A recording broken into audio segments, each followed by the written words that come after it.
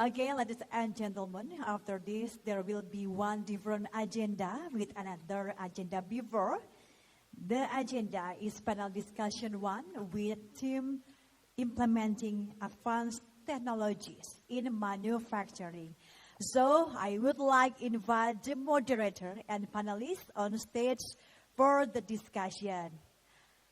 Okay, I would like to invite our moderator, Mr. Fadli Hamsani, General Manager Industrial IoT Telkomsel. Give a round of applause for Mr. Fadli Hamsani. Take a seat. Thank you. Thank you. Okay, the next, our panelists today. The first one, Mr. Dhuha Abdul as a AVP Manufacturing Industry 4.0 from Bio Farma, Indonesia. And then Mr. Dr. Sankaraiah, Sreeramula. Give applause. Okay, and then Mr. Reza Mahdi Daniswara as acting head of planning division, Secretariat General of the National Council Special Economic Zone. Give applause from Mr. Reza Mahdi Daniswara. And the last panelist, Mr. Adhi Firmansyah, country-led Epicor. Give applause once again for Mr. Adhi Firmansyah. Okay, ladies and gentlemen, in this panel discussion, there's some issue will be discussed in this panel discussion.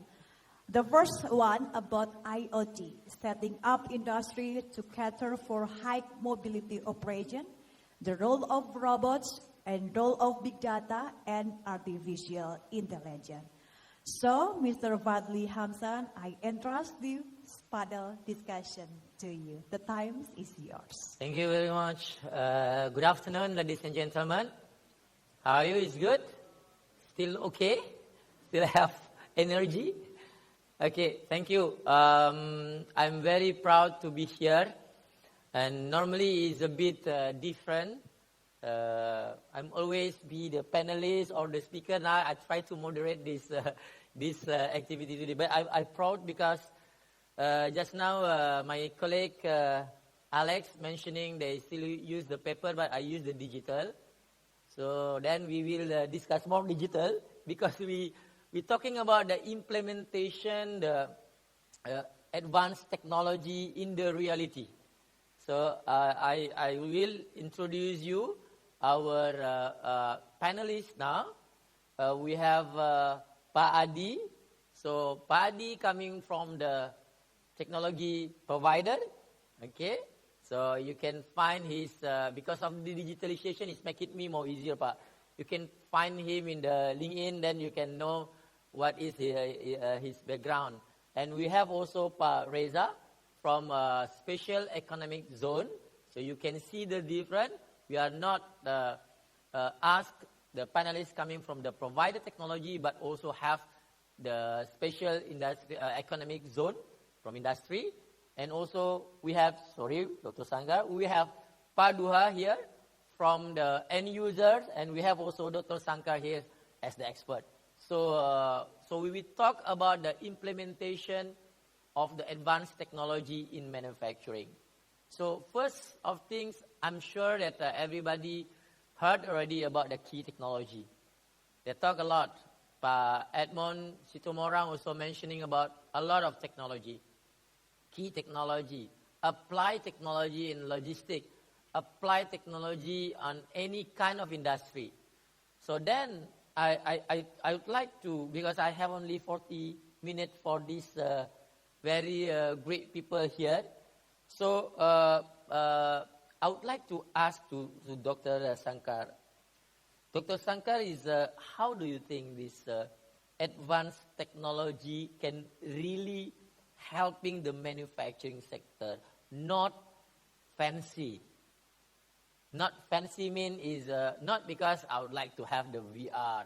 I want to use the ChatGPT because if I ask now, but what is the impact for the manufacturing itself? I'm last time I'm coming from the manufacturing, I bring my previous factory to go to the Work Economic Forum as an advanced manufacturing also because of the benefit. Now, I would like to give you the time to say how is the technology, the advanced technology now helping the manufacturing sector. Is it on? Can you use others? Adhi? No. I think it works. Okay. It works. All right, thanks. Thanks for Fadli. Before answering your question, let me give a brief about what is advanced technology. We should know, right? So everyone thinks about advanced technology means we are bringing something innovative things and creative things, and it gives something else, right? But we should understand what is advanced technology first.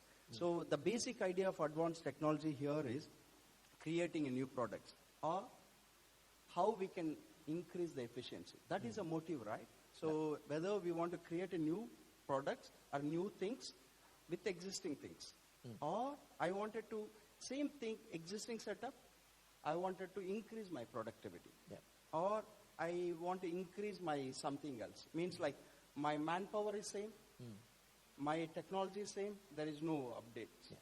So, but how I can optimize the things means like I can increase something else. So this is what we call it as advanced technology. That is the reason we started thinking of what we can do it. Because every day when we're looking at, right, you and me, every one of us, right, we expect more. We are becoming lazier. So if you look at it, right, we are lazy to type. We are lazy to type. We are lazy to do things. IoT, even in a home, so we wanted just using IoTs, right? So that is where happening everywhere, even a working sector. So working sector, people are becoming lazier, and we can't replace it, right? We can't replace the people, so we can't throw away the people. So that's where the idea of coming up advanced technologies, advanced manufacturing, what you call it as today as a fancy words of IoTs, robots, all things, the basic background of management is, that is the reason. So how we can leverage the system, existing system, to improve your productivity or bringing a new products into the system. Okay.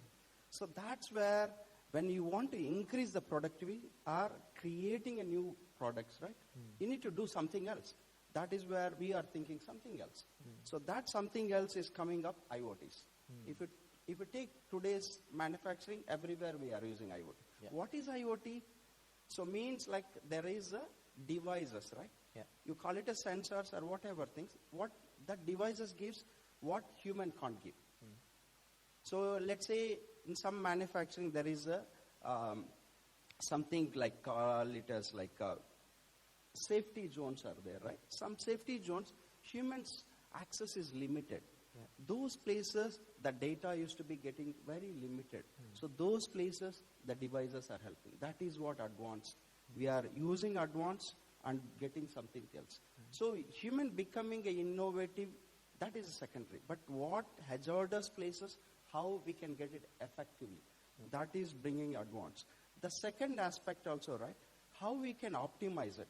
So let's say optimizing in the sense, so if you look at it, when you're thinking, so I want to do this, but how can I do this in effective? People can do a lot of things, but how they can do it in a smarter. So that is where, again, we are bringing AI. AI, right? So the same thing, human thinking, it thinks in a different way. That is what AI.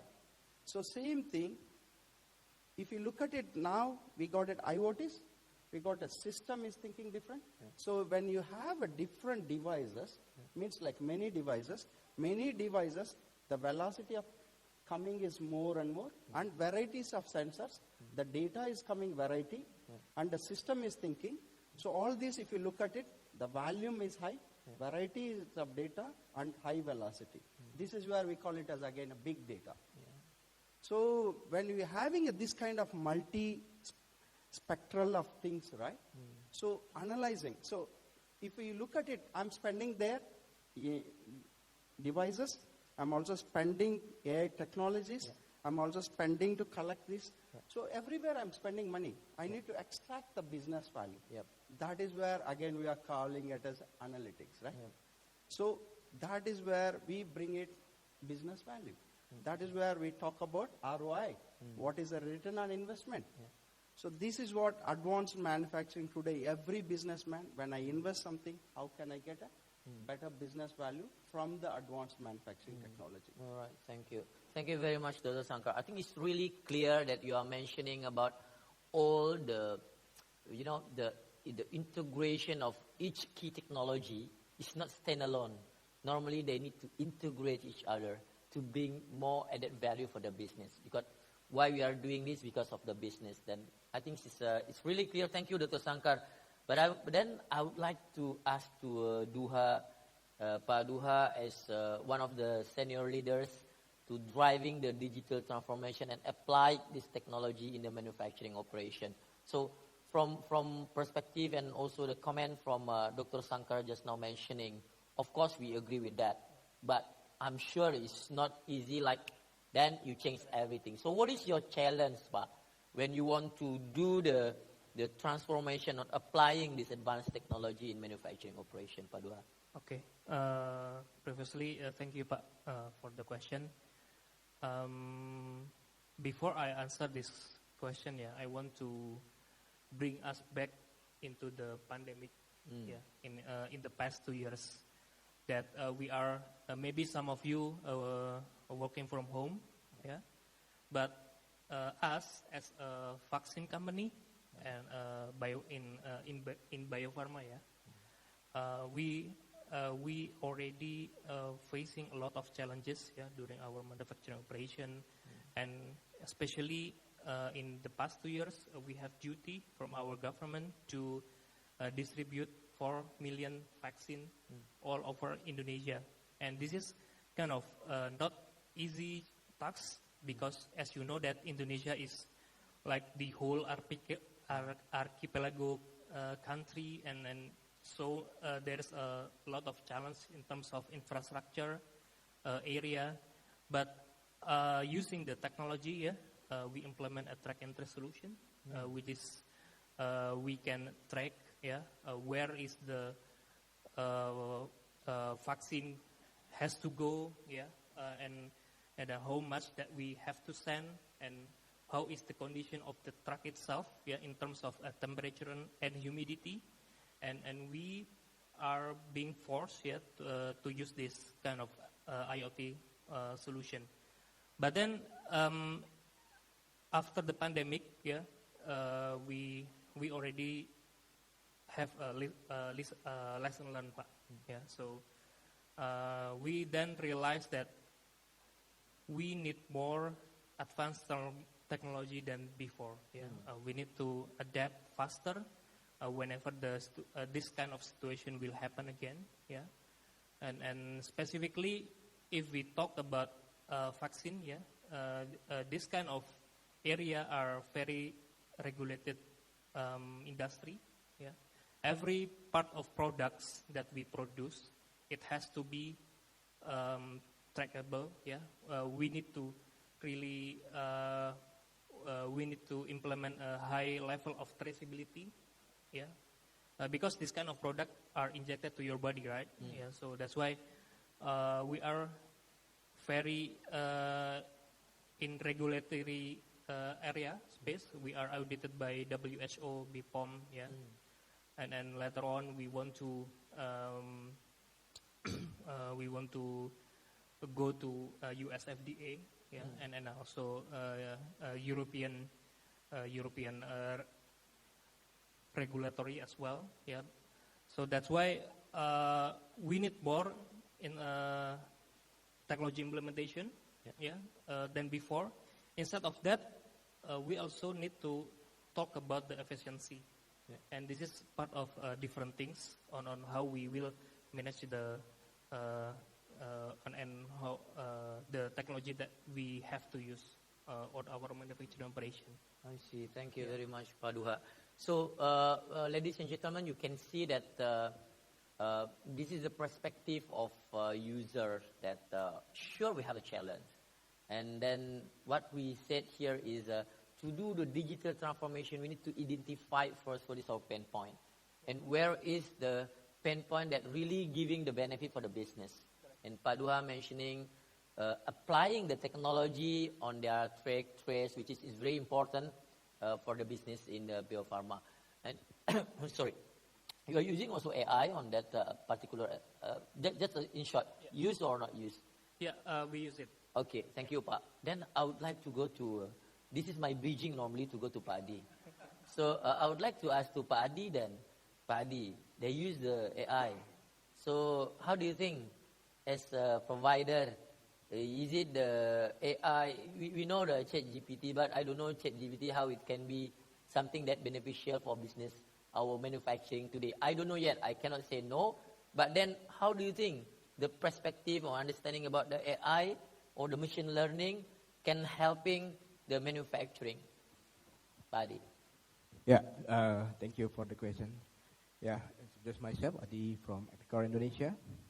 Yeah, actually, the basic in the end of the day, right? What the investment like IoT, okay, and then for automation, the basic is to show about the analysis information to decision maker. So once again, I repeat, to show about the analysis information to decision maker. Okay. So actually, about EI, it is about extended of BI. Actually, we already understand before about the BI and EI, and why BI or EI is very important because the next question is from what or where we should to define what we should to define to provide the good information to decision maker. Actually, from our perspective as technology providers, we should educate to our customer or potential opportunity to understand about the all business process perspective actually. Okay, what is the result information we need to capture to create the information from all the processes from your organization, supply chain management, finance, warehouse management system, something like that. Because we got data, right? The information we translate to BI or EI, don't have meaning anything actually. So the goal of the BI or EI actually it is for decision purposes. Okay, yeah. And what is the next goal? It is for formulated the best strategy you go to market. Because in the end of the day, business manufacturing is, we come back to basic. It is about the profit and loss, okay? About the efficiency, how we create the efficiency from all your process, okay? So that's why like IoT, traceability, like they mentioned here is very important. What it means? This means we need to capture end-to-end process from your organization. Okay. Oh, Paddy, I already capture the data. I already implement in the all organization. So the next question is, the information is helping to you to make decision.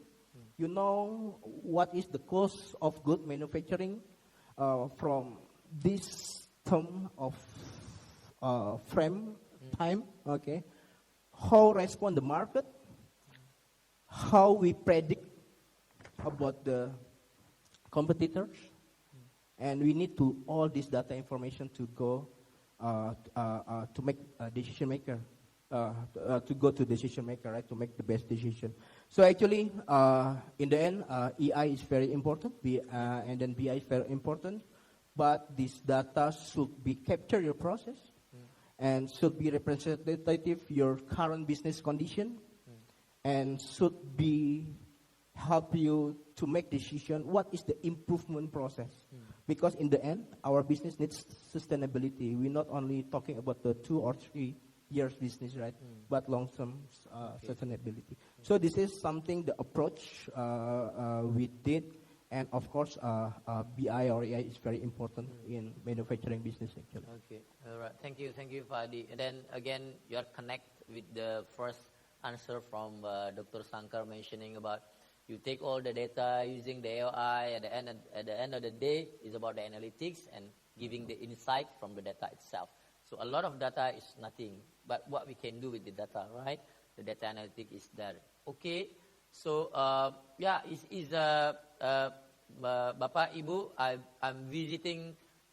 I think it's within these 2 years, it's almost 3,000 factory in Indonesia, all sector, mining, manufacturing, everything. And especially in manufacturing, they said they're going for Industry 4.0. But in fact, they make their factory as a dashboard factory. They make their factory as a visualized factory, which is not the goals of this implementation of technology. Not only seeing all the data is appearing, right? Normally is the insight about the data itself. So hopefully after this, all of you is doing the digital transformation with the right way and also the right technology. So thank you, Pak Adhi. I would like to go to Pak Reza here as a special economic zone, which is not only manufacturing, also others, right? Tourism and etc. Last week, Pak, I'm meeting the governor of Bali. And I talk about the digitalization and etc. And they come and they discuss also about the smart island in Bali program Smart Island, right? And you are taking care about the special economic zone. Can you tell a bit what is it special economic zone? Maybe it's not everybody is know about that. And then the related with this advanced technology, is it really we need to push also the advanced technology to this special economic zone, and why? Pak Reza. Thank you very much. Assalamualaikum warahmatullahi wabarakatuh. It's an honor to be here with all these amazing speakers. Thank you also for the question. So before I go on about talking about the advanced technology, I would like to probably explain to you about what is a special economic zone. So basically, special economic zones are designated area that are given facilities and incentives by the government. The developers are not the government, so it's not a top-down approach. We established the area based on the proposals from you guys, from the private investors. I really like Mr. Alex talked about before about PD 4.0 because it's technopark. Because we also have a technopark, digital special economic zones in Batam, which have is a digital, economic digital, also have movie studios and everything, and also startups and everything. So actually, Mr. Alex, PD 4.0 can become special economic zones if you propose to us. And then we can talk about innovation, because innovation not only about the AI, it's not only about the IoT. We're also talking about innovation in regulation. In the regulation side, you mentioned about the Bali. In Bali, we just established the first healthcare special economic zones. You realize how hard it is to go to the hospital and you get yourself really sick, and then it's really hard to do the administration. What we try to do is we support the private investors. The Sanur, the healthcare, Sanur is called Sanur Special Economic Zones. Yep. They wanted to make an international standard healthcare where all the administration are based on IoT, based on digital transformation. These are the kind of things that the government would like to support, because we know by doing just what we're doing right now, we cannot be competitive against Southeast Asia countries, other Southeast Asia. We know Malaysia. People are going to Malaysia doing healthcare. People going to Singapore. But we Indonesian, actually, the patients are from Indonesia, right? But we need to innovate using digital transformation by, for us from the government, by supporting this kind of innovation by the private investors.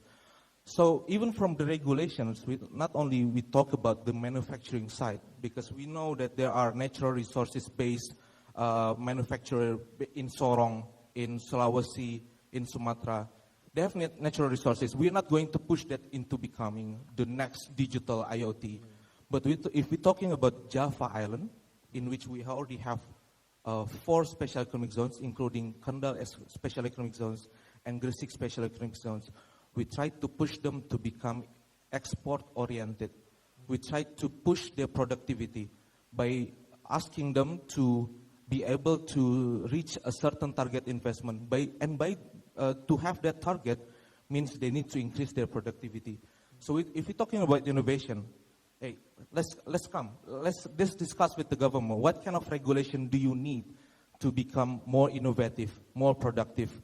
And then, because special economic zones are regulation only in the border, not all of Indonesia, but certain designated area, we could tweak the regulation. We could try to innovate, discuss, and then make a new regulation that would be beneficial, not only for your sector, industry sector, but also for Indonesia economic growth. Yes, it's amazing. I think this is not a lot of people know about that, Pak. And I know very well that we have a lot of special economic zone, because last time I stayed in Batam for 13 years. So then I know very well we utilize also this advantage.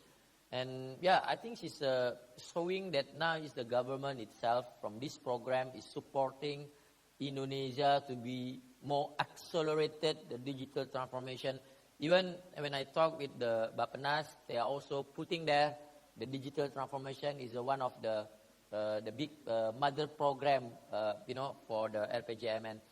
And from that, Dr. Sankar, I give you one fact that Indonesia today, I think since 2019, we built together with the Ministry of Industry what we call the Indonesia Readiness Index, INDI 4.0. In the globe, they have the SIRI, Smart Industrial Readiness Index, right?